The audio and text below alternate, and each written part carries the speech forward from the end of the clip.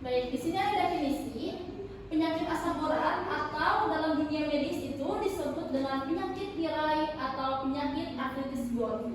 Nah, penyakit ini adalah penyakit sendi yang disebabkan oleh tingginya asam urat di dalam darah. Kadar asam urat yang tinggi di dalam darah melebihi batas normal, menyebabkan penumpukan asam urat di dalam persendian dan organ tubuh lainnya. Penumpukan asam urat inilah yang membuat sendi sakit, nyeri, dan meradang. Pada kasus yang parah, penderita penyakit ini tidak bisa berjalan, persendian terasa sangat sakit jika bergerak, dan mengalami kerusakan pada sendi dan juga cacat. Menurut WHO, mendata angka prevalensi Gout di dunia secara global belum tercatat. Namun, di Amerika, angka prevalensi Gout pada tahun 2010 sebanyak 807.552 orang dari 293.655.405 orang.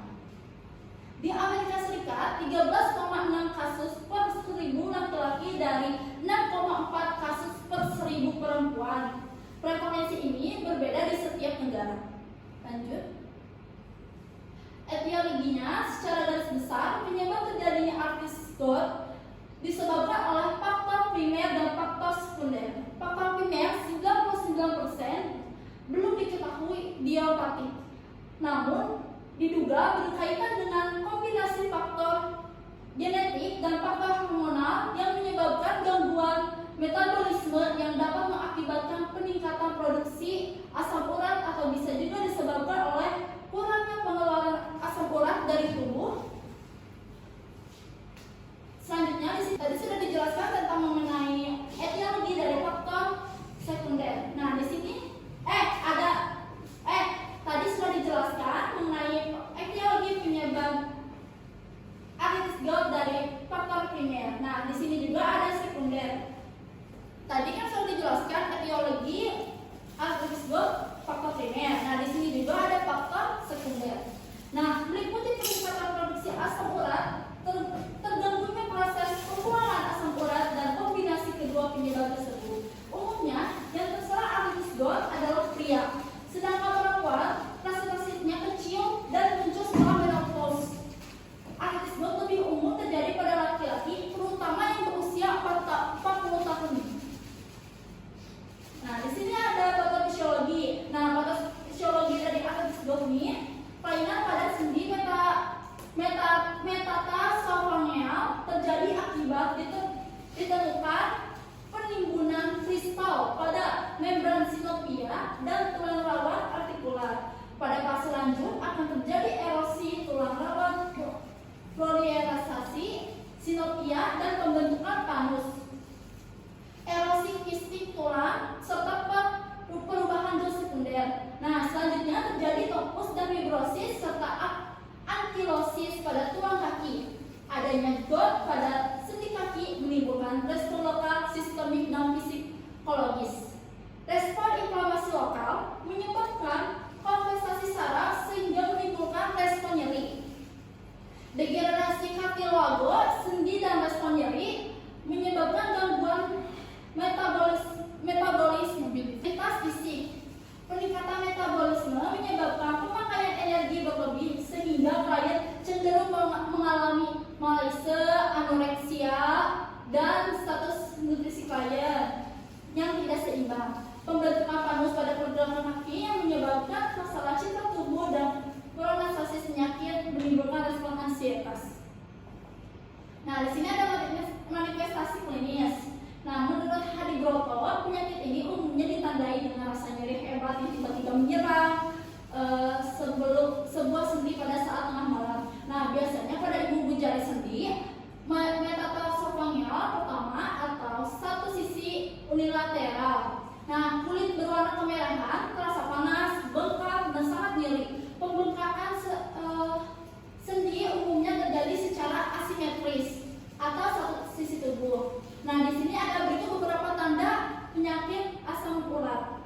Yang pertama, di sini ada sendi terasa nyeri, ngilu, kesemutan, bahkan bengkak berwarna kemerahan, meradang. Yang kedua, biasanya persendian terasa nyeri sampai hari, pada malam hari. Yang ketiga, rasa nyeri pada sendi terjadi berulang-ulang. Yang keempat, yang diserang biasanya di sendi jari kaki, jari tangan, lutut, tumit, pergelangan tangan, dan siku. Pada kasus, nah yang selanjutnya yang kelima, pada kasus yang parah, persendian terasa sangat sakit saat bengkak. Bahkan penderita sampai tidak bisa jalan.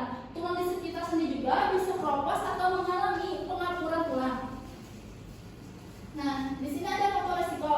Faktor resiko yang mempengaruhi gout-artritis adalah yang pertama usia, yang dari 40 sampai 69 tahun. Lanjut, yang kedua, jenis kelamin laki-laki memiliki kadar asam urat yang lebih tinggi daripada wanita, sebab wanita memiliki hormon estrogen. Yang ketiga, konsumsi purin yang berlebih dapat meningkatkan kadar asam urat di dalam darah, serta mengkonsumsi makanan yang mengandung tinggi purin. Selanjutnya, konsumsi alkohol. Terus, yang kelima, penyakit. Selanjutnya yang kelima ada penyakit dan obat-obatan. Lanjut. Di sini ada penata laksanaan pada asam urat. Farmakologis, pengobatan artritis gout dilakukan antara lain. Yang pertama, non-steroid, anti-inflamasi, drugs, NSAID. Yang kedua, colchicine.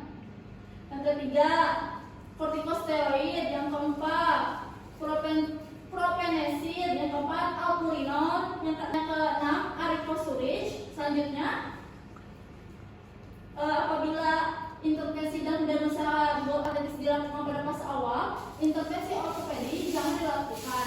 Pembedahan dengan bedah dilakukan pada kondisi gout-artritis kronis. Nah, di sini ada terapi dan farmakologis. Yang pertama itu yaitu secara diet. Nah, dietnya itu apa sih? Yang pertama kayak misalkan obat asam urat. Apabila terjadi pembengkak sendi, maka penderita gangguan asam urat harus melakukan diet bebas purin. Yang kedua, ada kalori sesuai dengan kebutuhan.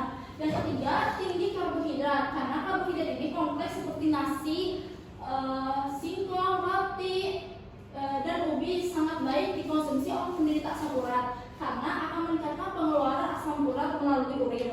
Lanjut, ada rendah lemak, selanjutnya tinggi cairan, terus tanpa alkohol. Nah, tanpa alkohol ini berdasarkan penelitian diketahui bahwa kadar asam urat mereka yang mengkonsumsi alkohol lebih tinggi dibandingkan yang tidak mengkonsumsi alkohol. Dikarenakan alkohol akan meningkatkan asam laktat.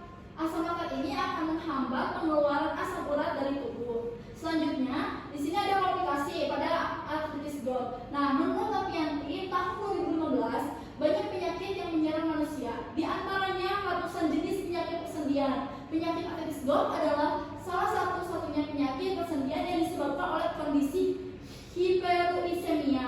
Beberapa komplikasi artritis gout antara lain gangguan pada ginjal, gangguan pada jantung, hipertensi, dan diabetes mellitus.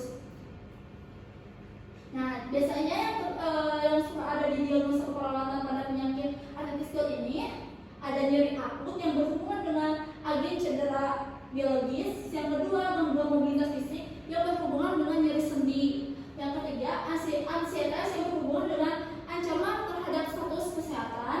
Yang keempat, gangguan citra tubuh yang berhubungan dengan perubahan fungsi tubuh. Dan yang kelima, defisit nutrisi berhubungan dengan ketidakmampuan mengabsorpsi nutrien.